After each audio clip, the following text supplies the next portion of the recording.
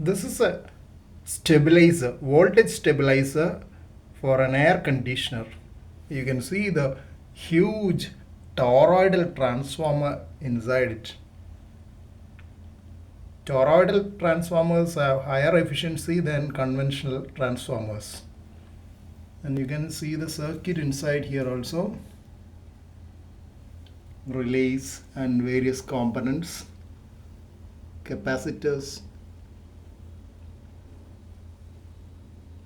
This one is a 12 volt relay in the center. You can see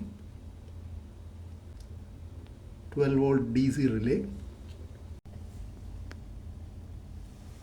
Here you can see a few preset potentiometers. These are preset potentiometers, 3 transistors, resistors, and these are capacitors. You can see capacitors, electrolytic capacitors here.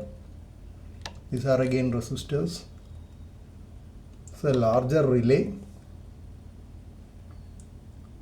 Just out of curiosity, I had a look at these components inside.